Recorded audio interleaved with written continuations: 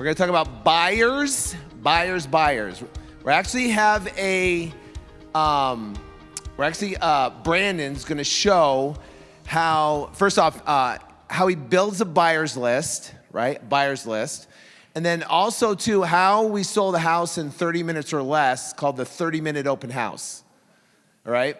And we actually got it on video.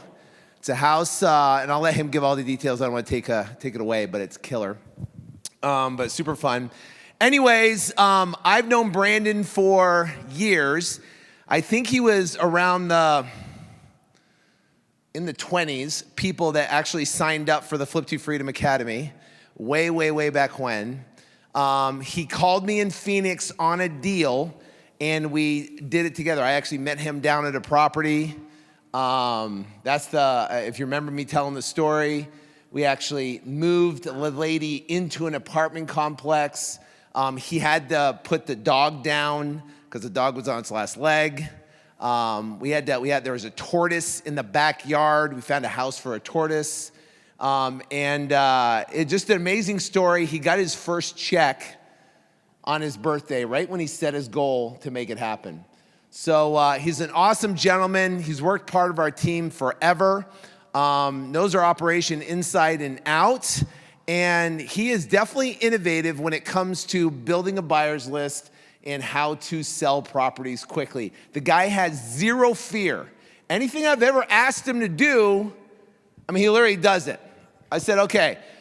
We had this one house in Scottsdale. I said, okay, I want you to blast it out. He got over 100 people at this house, and the seller's still at the house.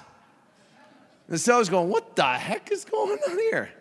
I think we bid it up. I can't remember. It was like over $50,000 over asking price or whatever, but it's crazy. Anyways, he's going to show you how it's done.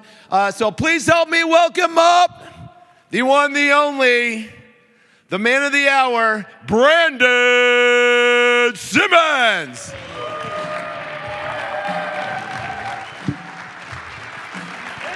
Yeah.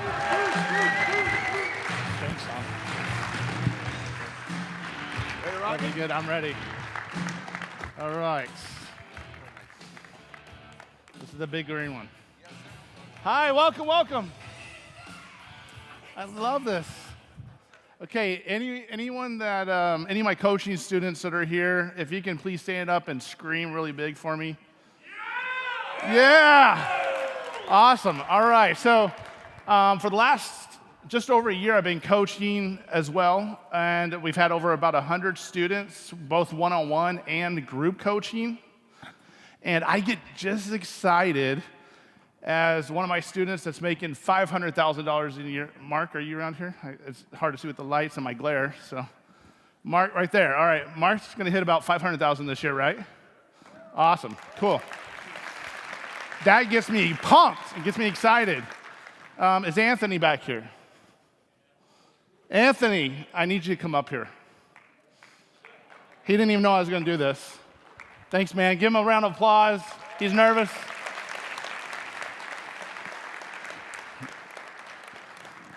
Test. Okay, Anthony, better hurry. All right, so let me tell you a little bit about Anthony.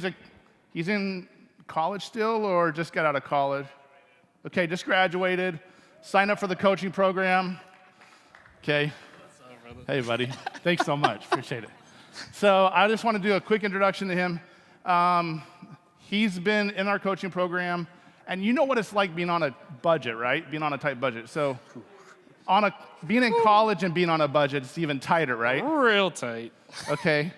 Now, you just got a deal. How much did you buy the house for? $4,000. What? Okay, now, how much profit are you going to make on this deal? $500. I get just as excited about that. Give him a round of applause. I get just as excited about that. Now, we're the Foxtrot team, right? Yes, sir. Foxtrot team, can I hear you? All right. Yeah. Okay, Anthony, explain what happened, because you got to understand being on a tight budget, trying to find airfare to get out here, trying to find a place to stay, and the deal wasn't even closed yet. Tell them what happened with the Foxtrot team. This is the power of not only friendship and masterminds, but how everyone genuinely cares about everyone else. I'm already like getting chills thinking about it again, but I'm on the call and I told everybody, I said, I wanted my first deal to pay for me to come out here because I really wanted to get out here to be surrounded by like-minded individuals like everyone here. So that was his goal, Yeah. to get out here by getting a deal done. Yeah, and I said, guys, I'm not going to be able to get this done, but like have fun and everything. And you mentioned something early in the call, like, well, all right, we'll keep that in mind.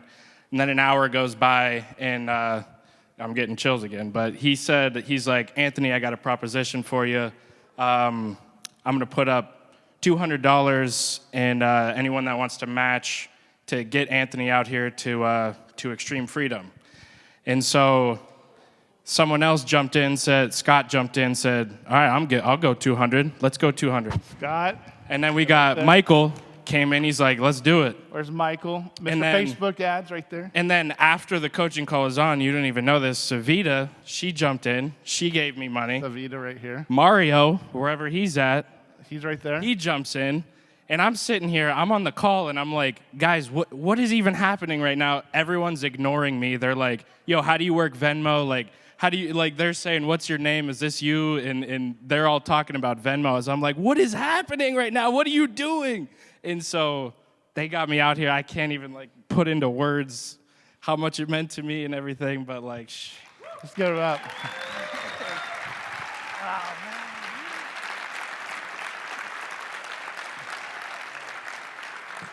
Thanks, man. Thanks. Thank you.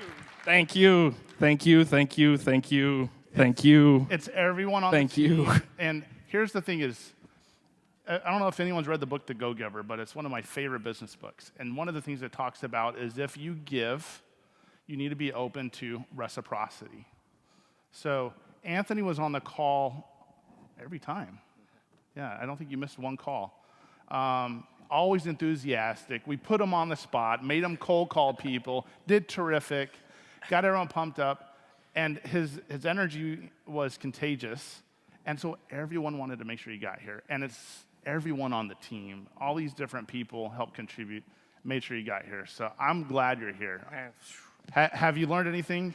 No, I haven't learned nothing. Man, get out of here, dude. Come on. This has been awesome. I'm pumped. Well, thank you so much for telling the thank story. you, man. Appreciate it. All right. Thank you. Thanks, bro. Have a good one, man. Yeah. Get up for Anthony. Thanks.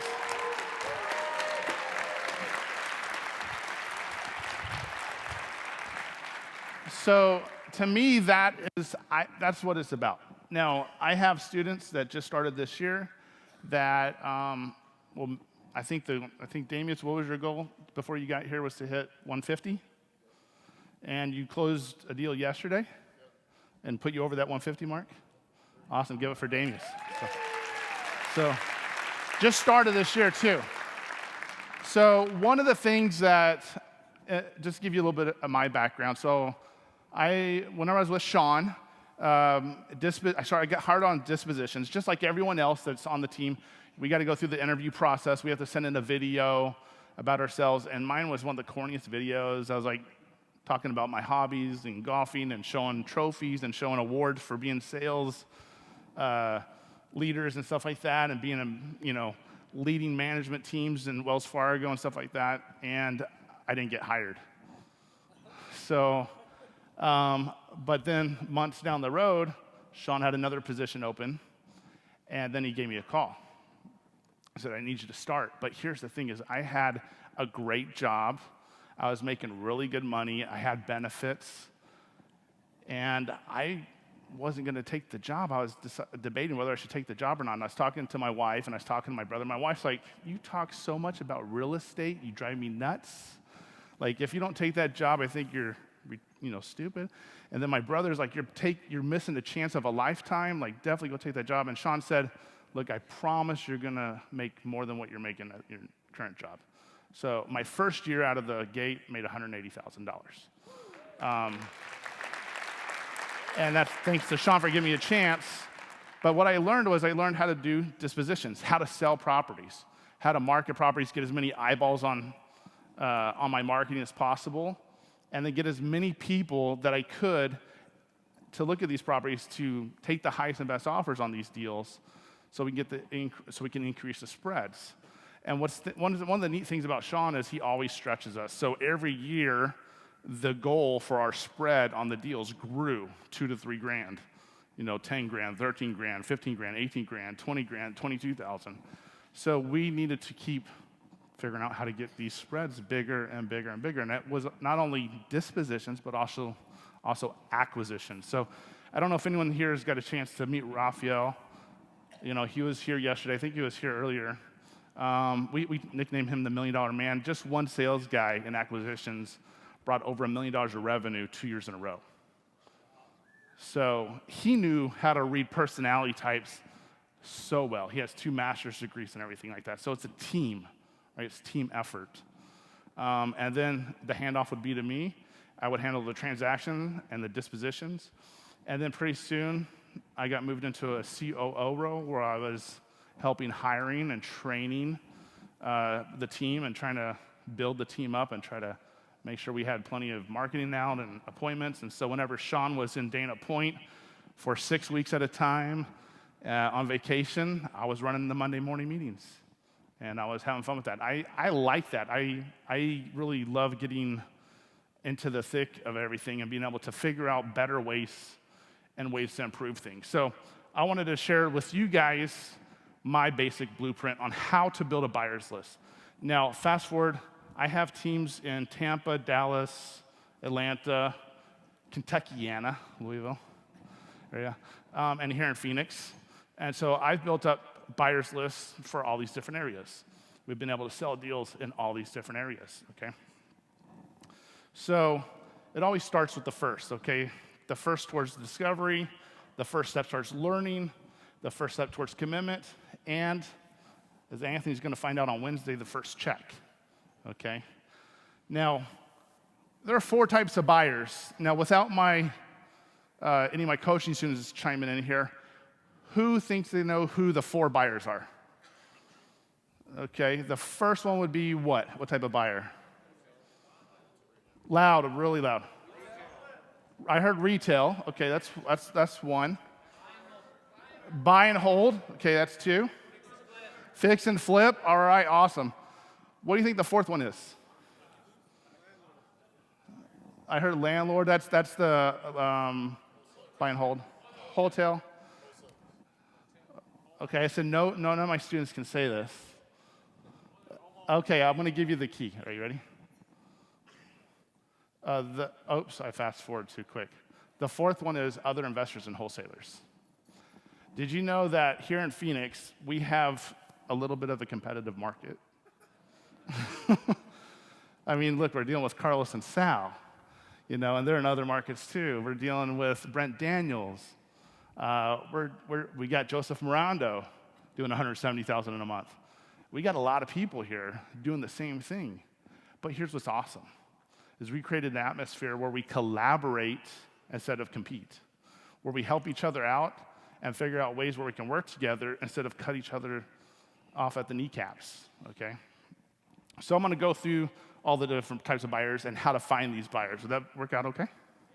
Awesome. Okay, so fix and flip buyers. They're great because they buy everything cash. It's easy to work with. They usually have private funds or hard money. They usually do remodels and rehabs. Those are the guys with the big dumpsters in the driveways and stuff. But they like to buy deals cheap. They like 70% and below. Okay, but they're easy to deal with. They'll close in 7 days, no problem. So that's your fix and flip buyer. The second is the landlord buyer. They buy higher than 70%, sometimes up to retail. Most of the time they like to have some meat on the bones. They like to have some equity in the deal still, okay? Their biggest thing is they're not going to do as an extensive rehab because they're going to do buy and hold. They're going to put a renter in there. So as long as it's livable, nice and clean and decent, they may do paint and carpet and maybe fix some of the major issues. But they're probably not going to do the major rehab like some of the fix and flip budget guys will have. So, okay, now the third one is, we said retail, but I'm also going to talk about realtors. Realtors control 95% of all the transactions in your area. So you better learn to work with realtors. So the way we do it with realtors is we tell them to add whatever commission they want on top of our purchase price. And guess what? Do realtors have clients that are fix and flippers? Do realtors have clients that are landlords? Okay. So it's an easy step. So if you reach out to the realtors, they're going to have those type of clients. Also, they're also going to have what other type of client? Retail buyers, right? And that's the best. They'll pay up to 100%, right? So that's even better. Now, depending on when you need to close, will depend on who you're going to sell to and who you're going to qualify with.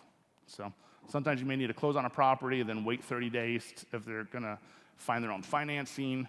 But a lot of times, if the realtors that have the clients that are fix and flippers and that are realtors, it's so easy to work with. And I do a lot of business over and over with the same realtors. Number 4, this is probably one of the most important and one of the most overlooked buyers on buyers lists. By the way, gurus don't teach how to build buyers lists typically, not this in depth. So the stuff I'm dropping here today is stuff that you won't go to most seminars and they won't share because they want you, the beginners, to bring them all the deals. They want to be able to do JV splits and 50-50 splits. Okay, so the reason why other wholesalers are so important is because they have a buyer's list. They have buyers that you may not have. What's interesting is I've advertised deals that other wholesalers had that they had the same buyer on their list, but they bought from us just because they happen to see our email or our text message. So, sometimes people don't even open up the emails. Okay, now also what's cool is now I say OPB, so they have other people's buyers, and then OPP, and not the Naughty by Nature song. And those are my coaching students. A lot of times I have an Alexa in my office, and I'll start playing OPP in the background and stuff, and I'll dance to it a little bit. But they have properties, so wholesalers, you can wholesale other people's properties. Okay? That's what's really fun, too. Now, what's neat is how much marketing goes into the acquisition side if you're doing a JV deal with another wholesaler. Zero marketing dollars. You can create a whole business out of working with other wholesalers. There's a company here in Phoenix, and Keeley, and Jamil and Josiah, they're good friends of mine, and they're in multiple markets. They'll do 70 to 100 deals in a month. And all they're doing is, most of the time, now they're doing acquisitions now too, but a lot of time, most of their deals are from other wholesalers. So now what's nice is they automatically expand your buyers list really quick. I partner with them all the time. I do a lot of JV deals. And it's nice because you both get paid and both of you can expand your buyers list. Okay, so I'm going to run through a quick list on different ways to find these fix and flip cash buyers. So I'm going to just go through these pretty quick because there's a big laundry list. But one of the best ones is REI Automator. It has a great tool in there where you can hit find cash buyers. You can pull up like 150 cash buyers right around the subject property. Okay, FreedomSoft, they have a buyers list. And what I like about the FreedomSoft list a lot of times is you can see what buyers have the most cash transactions. So it'll show like 24 cash transactions in 6 months on one, and then the next one will be 12, so it can go in descending order. So you can find out who the top cash buyers in that area is. Cash buyer data feed, that's nice. They used to have phone numbers on some of these. I found out the phone numbers aren't always 100% accurate, so you just got to kind of do the same thing. But what's nice about that, you can find out what they bought the house for, and what zip codes, and how many properties they bought. So what's neat about that is you can find out if it has, if they bought 5 homes cash or they bought 3 homes cash. So it's kind of nice about that. The MLS, a lot of MLS in different cities, different municipalities are set up differently, but a lot of times you can find out cash transactions from the MLS. Okay, ListSource, of course. This is a go-to that's been around forever. We love ListSource. Local foreclosure auctions. Some of you are too proud to go down or too scared to go down to the auctions and talk to people. I've gone down to the auctions here. I've shaken hands. I've handed out business cards. I've printed out deals and handed out flyers. I've also taken a bandit sign, just like this, and I'm walking around at the auctions just like this. Hey, text me. Get on my buyer's list. Hey, and then all of a sudden, I'll start getting text messages and stuff too, and I'll start following up with them. And I'm by the way, what I use, and I'll go into this a little bit, is I use a tool called Scipio, which is really cool, because I can use a keyword. They'll text a keyword VIP to that number. By the way, this is a fake number, so don't text it. Okay, I know everyone's getting ready to do it, so it's fake. It's not the right number. I'll give you a real number here in a minute. Okay, but I would get 20 buyers at a time. And a lot of times at the auctions, they have bidding services, so you see a lot of the same people. But I would go that way too. I would go to the auctions and pick up new buyers all the time. By the way, here in Maricopa County, you have to have $10,000 cashier's check just to bid. Okay, so they're fix and flip buyers. They're ready to buy. They may be landlord buyers too. So local investor-friendly title companies. This is huge. So your title company can be one of your biggest resources. Whenever we do deals, I don't mind doing deals with multiple title companies, because one of the things I'll do is I'll bring in some Starbucks, I'll bring in some movie tickets, I'll bring in some bagels or some donuts, and I'll sit down and I'll chat and I'll talk with them, and I genuinely do care. And then I'll ask them before I leave, by the way, do you have anyone that's been buying some stuff lately? And they'll give me 2 or 3 people with their phone numbers or their emails that I didn't already have on my buyer's list. So I love that. RIAs, your local real estate investor associations. So here in Arizona, in Phoenix, for $150, you can join the local RIA. You can submit your deals as a RIA, and then they'll email and text out your deals all year long. For $150, I can rent their list and send my deals out to them. I also go to the RIAs and I find out who the real players are, and I try to find out if I can add them to my list if they're not already on my list. So meetup.com. Meetups are really good because you can go to meetups, you can meet people there, and by the way, the stuff we're going to list here are going to be repeated in some of the others, so that's why I'm taking some time on this slide. But meetups, also, it's important to create your own meetup. Did you hear that? Why would you want to create a meetup? Okay, so you can become an authority, but that's cool, but free deals. Awesome. So, by the way, do you have to pay for the meetup? Can you get a title company to cover the cost? Awesome. Can you get sponsors? Hard money lenders? So you can get someone else to pay for the meeting space. And then you get people, like cool people in your area, to come and speak every single month. And then at the end of the meetup, you say, hey, if anyone needs help getting any deals sold, please come see me. Boom, instant deals. Okay, social media. I put Facebook on here, but Facebook, Instagram, Twitter, YouTube. The more eyeballs, the better, everything. LinkedIn, you can use LinkedIn and do searches for property investors, for property management companies, okay? But you can find out who the local fix and flip investors are in your area through LinkedIn as well. Okay, landlords. Okay, this is gonna be I'm gonna go through these pretty quick. So your local municipalities, okay, Zillow, Craigslist, GoSection8.com. What's Go Section 8? What's that? Government assistance. So they pay the rent for the tenants. They pay on time, typically, right? They pay almost a full amount of rent. They usually just have to pay a portion. But did you know that you can go to Go Section 8 and you can find out who the landlords are, and it usually has their phone numbers on there?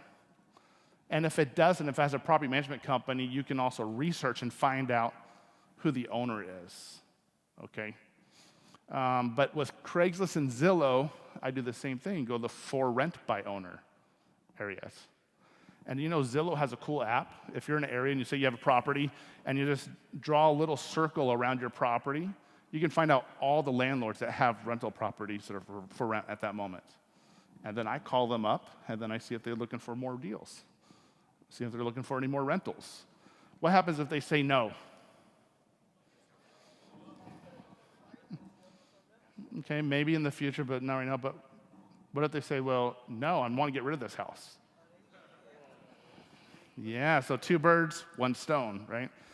Okay, so this is a huge gold nugget right here. This is probably one of the biggest ways that people don't even realize are available to them. So in Maricopa County, if you go to local tax assessor, we have to register all of our rental properties. It used to be city by city. So the city of Gilbert, the city of Chandler, the city of Phoenix all had separate register rentals. But in Maricopa County now, if you own a rental property, you need to register it with the county. Okay, well, what's really cool is I went down and I did my version of flirting with the lady down there. And I said, hey, can I buy you lunch if you put this list into an Excel spreadsheet? Because it was like in this weird data list. I don't know how to do all the techie stuff. And it was like, I think $400 or $500 for that list. And she's like, no, you can't buy me lunch. I'm not allowed to take anything.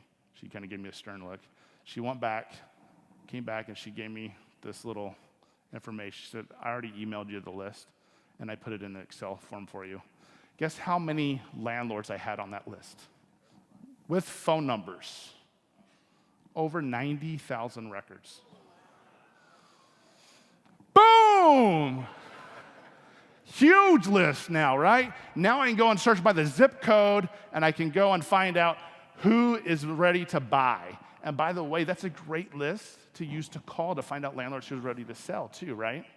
2 birds, 1 stone. Okay, so skip tracing. There's some great skip tracing services out there. There are REI Automator. Scott Oos has a service. Sal and Carlos have a skip tracing service. But you can also just do it one by one on your own using like Fast People Search. And what if you have an LLC? Where's my coaching students? If you have an LLC, what website do you go to? What is it? Open Corporates. Open Corporates. You go and search it, and then you can find out what the mailing address, and then you go and find the mailing address to the phone number and the name. Make sure the names match, and then there you go. You add them on. Realtors. Okay, really easy. Typically, the MLS. The MLS will be able to do that, but also I found out that if you Google your city and realtor association, they usually have a directory, and in the directory, it has all their names, all their phone numbers, all their emails for free. And you can go through there one by one and add them if you want. Maybe if you contact that realtor association, they'll send you the list with their contact information. Or if you're lazy, you can just hire someone from Fiverr and they can go and scrape that list for you.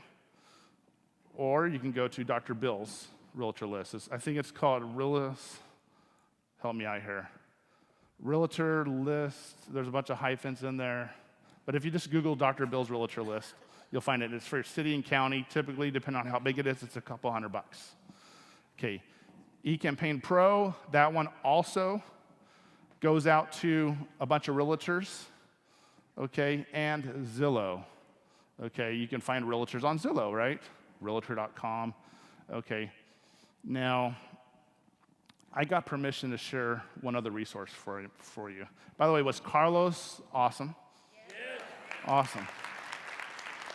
So there's a website called cashbuyerdataplus.com. Cashbuyerdataplus.com. You can get all the cash buyers in your state for $400. But if you put in the promo code flipping with a G, flipping 2019, you can get it for $300. So you can get the entire cash buyer list with realtors, with cash buyers in there for $300. So cashbuyersplus.com, is that right? Okay. Flipping 2019, flipping 2019. Okay, so finding other investors and wholesalers. Now I want to talk about my secret sniper method in just a moment here, but this is an easy way to find other wholesalers. All right, Google them. By the way, do you think any of them use PPC advertising? Yeah, those are other wholesalers out there. And you can also see anyone that has We Buy Houses in your city or your county or whatever. Craigslist. I like to look for keywords like ARV. What's ARV stand for? after repair value. Who uses ARV and ads? Wholesalers. Yeah, most homeowners don't put in ARV. Okay, what about cash or hard money? Those are good keywords too, right? Facebook. There's a ton of Facebook groups, okay, a ton. And you can find them through like Your City Real Estate Investor, Your City Fix and Flip Investor, Your City Wholesaler, or you can go to the big wholesale groups too, and you can go in the little search bar and you can type in Your City on the search bar, and then boom, you'll see every wholesaler that is in Tampa, Florida, trying to sell a property on this wholesale list, and then all of a sudden you're just grabbing all the emails down the line there and adding those to your list. LinkedIn, I mentioned before. Meetup, I mentioned before. Here's a couple other websites. Connected Investors, and I know I'm going fast. It's like drinking out of a fire hose, so sorry, but Connected Investors, My House Deals. Who's heard of a Land Glide? Okay, how does Land Glide work? What's that? Yeah, it'll geolocate where you're at, right? And then it can find out who the owner of that house is. But here's how I use Land Glide. I look for LLCs. I actually am looking for property owners with the LLC in there. Why would I do that? They're businesses. They're buying houses. They're in the business of real estate. They're fix and flippers. They're buy and hold landlords as well. So I mentioned Fast People Search. I mentioned open corporates. I mentioned bandit signs. If I have an open house, I bring a bandit sign. If I have a house for sale, I'll put out bandit signs near it. It still works. In Phoenix, I think it works way better to find buyers than it does for sellers. And if you do the meetups, then you can become the local guru and they can bring you deals, okay? All right, so here's my secret sniper method. It's almost so simple, it's stupid. Sign up for every wholesaler's buyer's list if possible. Sign up on their text message list, sign up on their email list, find out their websites, fill it on a Google Sheet if you want to, okay? And then what you're gonna do is you're gonna track them. You're gonna find out what they're selling their properties for, and then you're gonna find out in a couple weeks what they sold for, and then what are you gonna find out from that? Who the end buyer is. Who the end buyer is. It's so simple. But we don't do this. This takes time. It just takes time. But you can add the active buyers in your market that have bought houses in the last couple weeks on your list today. Call them up, add them, see what they're looking for, find out, have a conversation, be a real person, be authentic, and add those active buyers to your list. Okay, so when it comes to marketing, finding deals, first of all, you gotta make sure it's the deal. And you need to make sure it's a smoking deal, okay? Because there's a lot of times as a dispositions person, my acquisitions people are so excited. They're like, yeah, I got a deal locked up, and it's not a deal. So I just want to talk about some of the criteria I typically underwrite to make sure it's a deal. And this is basically for the Phoenix area, and it kind of varies a little bit depending on your market, but it kind of gives you a good idea. So you want to make sure you at least have a 25% spread from the ARV to your sales price, okay? So we're typically like to sell properties 75% of ARV.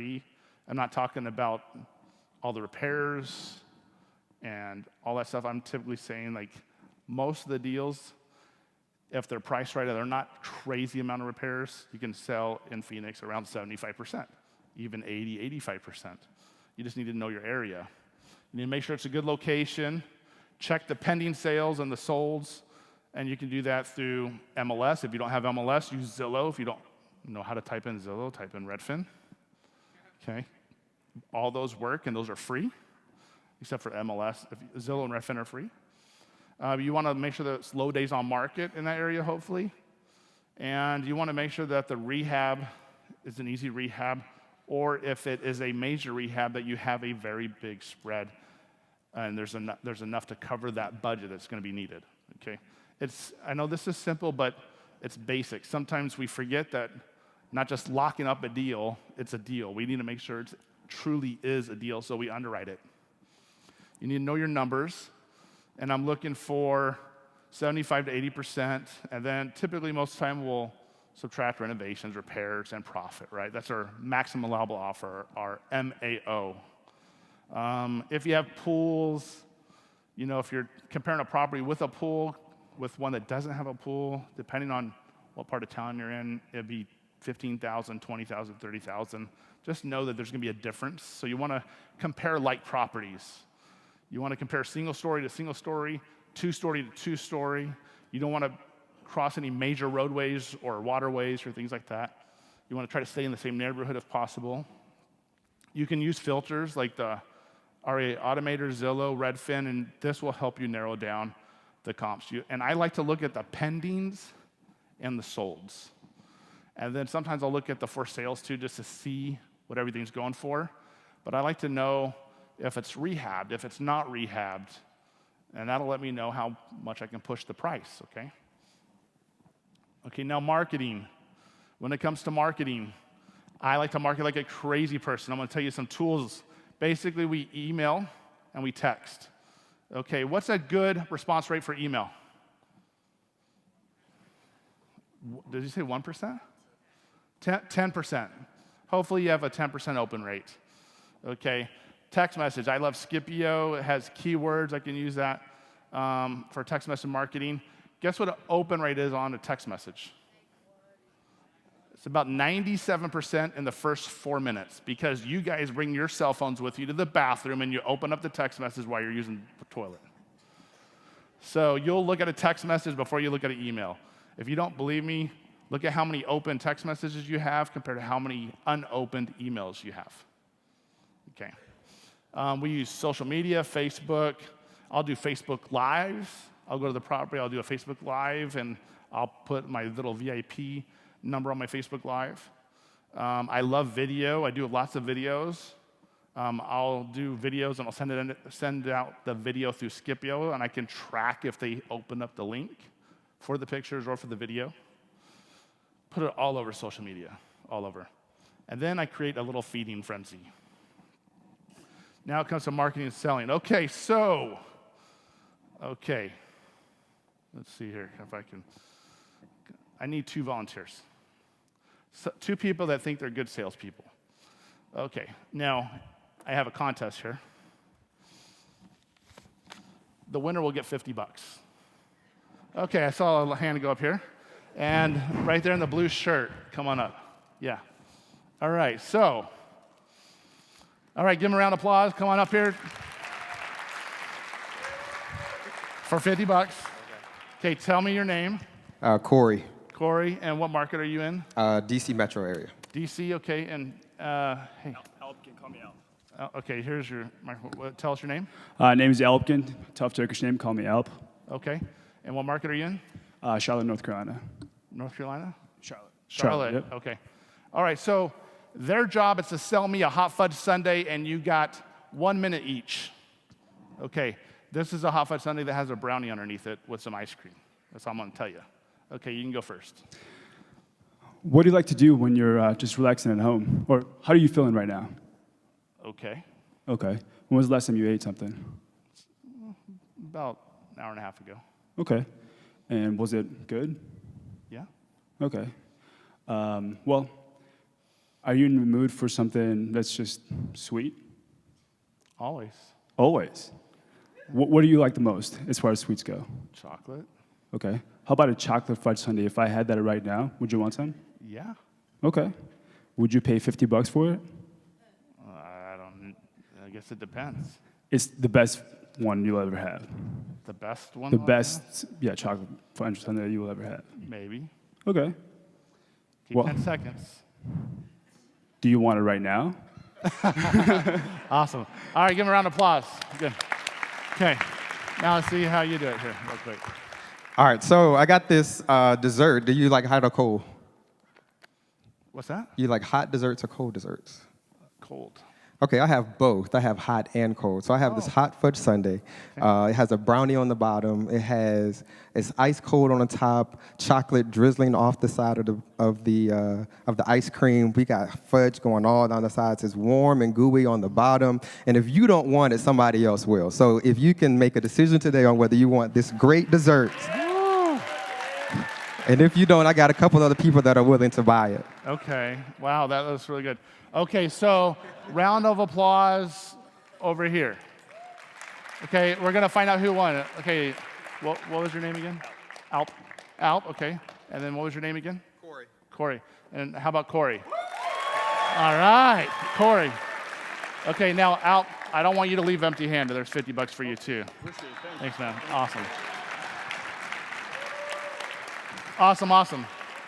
So, when it comes to marketing like a crazy person, you guys just say, oh, this is a 3-bed, 2-bath house in the hood that's pretty crappy and it has a boarded up windows and yeah, I want $100,000 for it. But you need to learn how to sell the hot fudge sundae. Okay, and you need to be in a hurry when you're on the phone. You need to have urgency in your voice. You need to have excitement in your voice. You need to make sure that you're the hot prom queen that everyone wants to get with. Okay? And if you don't act like you have the best deal in town, then you don't. You need to market like a crazy person. You need to sell that deal, okay? Sell with urgency and competition. Okay, someone calls me up. Oh, yeah, you're looking for that property on Fremont Street? Oh, my gosh, yeah, hold on a second. Man, everyone is calling me on that property. What's going on? By the way, I haven't had any calls. Okay. Yeah, okay, so what do you think? You want me to come down on price? No, I can't. Hold on a second. Someone else is calling me on this house. Hold on. Okay, back. Hey, man, look, I got someone else calling me. My phone is ringing off the hook. I really can't go down on price. In fact, we're probably going to go above the asking price. How fast can you close?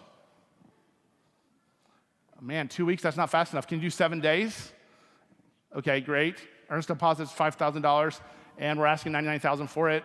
It's already going to go above that, so realistically, what do you think you can offer? That's exactly how my conversations go. Most of you are order takers, okay? Thanks.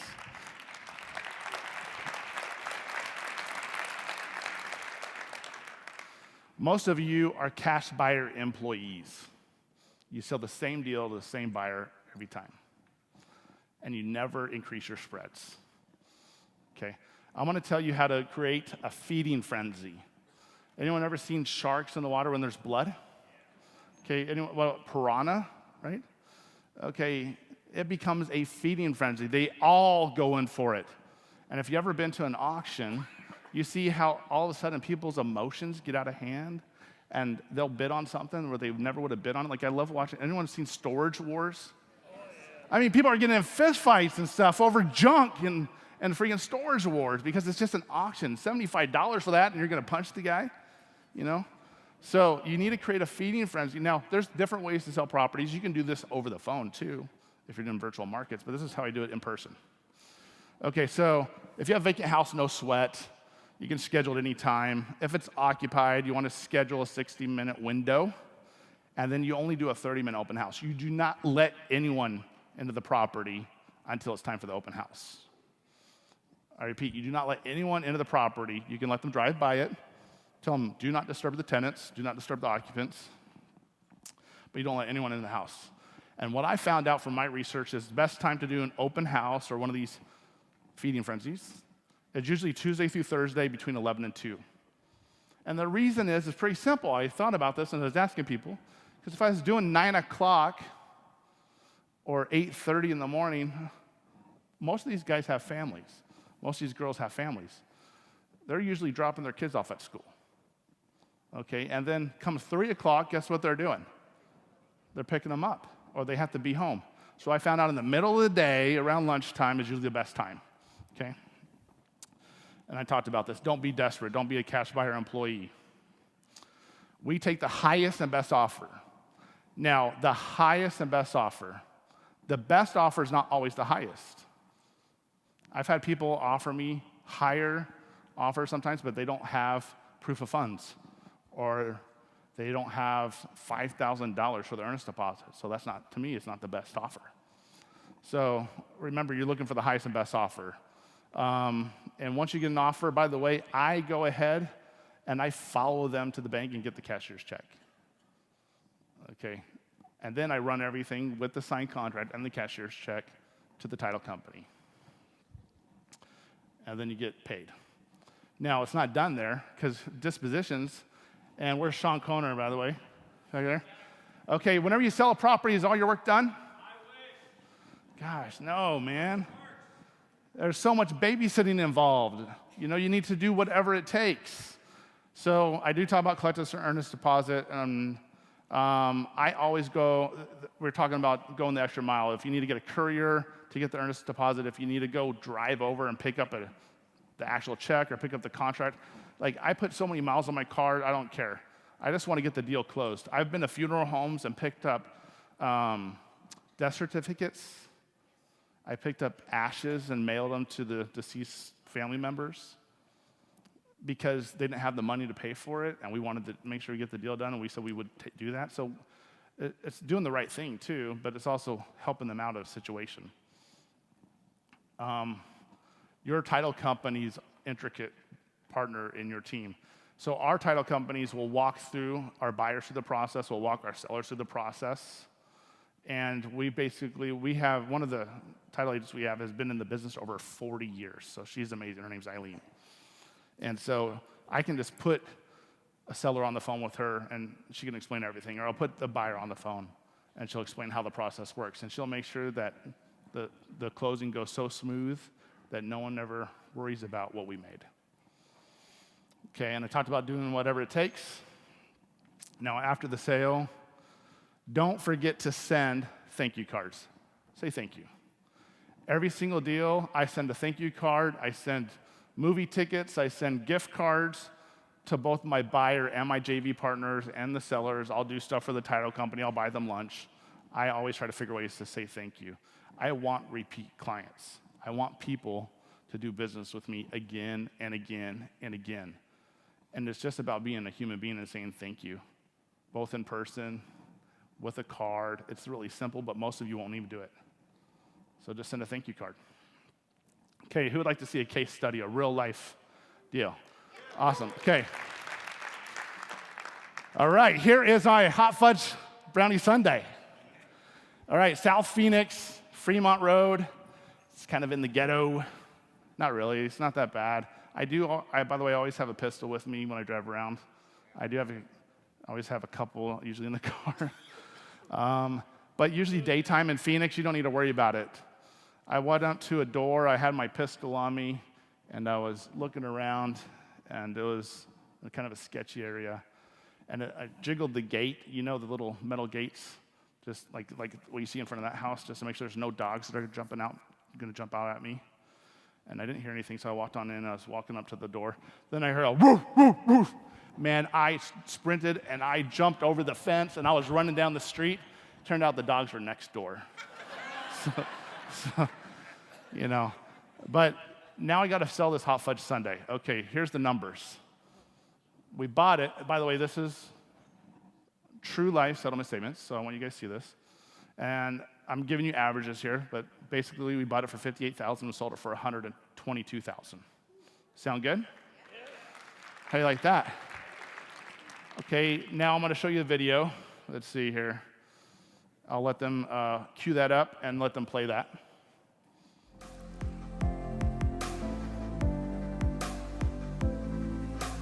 So we're doing a 30-minute open house. We're letting everyone kind of come inspect the property, check it out. We're going to do open bidding, highest and best offer. We have a couple offers in already, so we'll just see what happens and just take the best buyer from there. So see how it goes.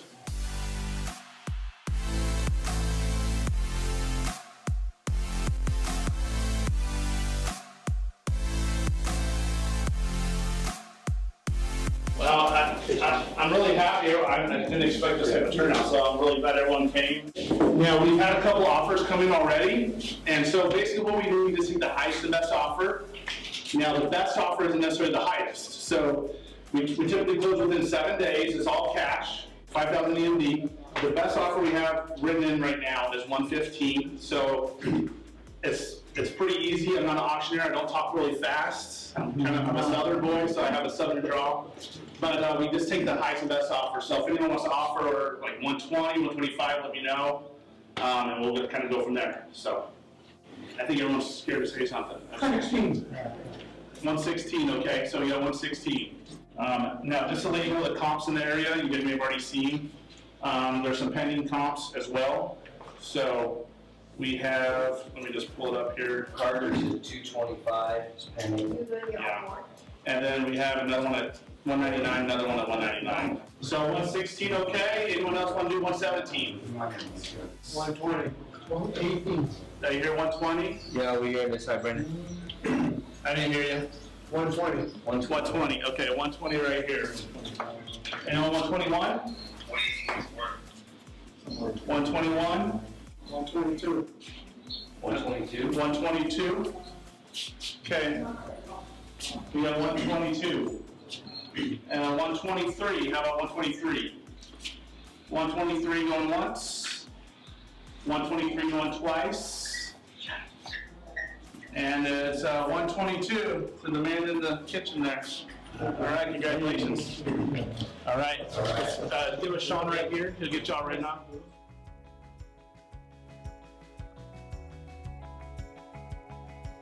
We didn't have a 115 offer. We had a verbal 115. We had a verbal one, but I needed to start. I needed to get rid of the tire kickers right away and get to find out who's going to be really interested. Yeah. So we were hoping to get 120. We got 121, 122. 122. So even better. So 122,000 over our original asking price. So that's not a bad day's work, right? Yeah, So, and how many, it takes a few text messages, a few emails, and then also there's other wholesalers here sometimes too. So we ask them about properties like Alex.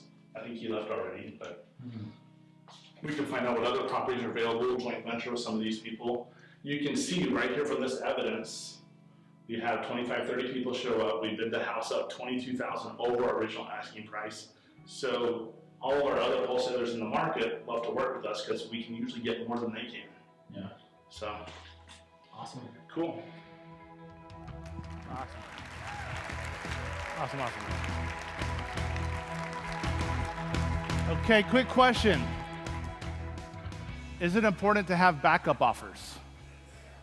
Did you know that that buyer that we got locked up at 122 couldn't perform? But we ended up finding someone else that did. And then we got, Connor, did we get 5,000 earnest deposit from the second guy? 5 from the second. 2,500 from the first? 3 from the first. So 3 from the first. He couldn't perform. He lost his $3,000. Then we sold it again, and we made sure to put down $5,000. Okay.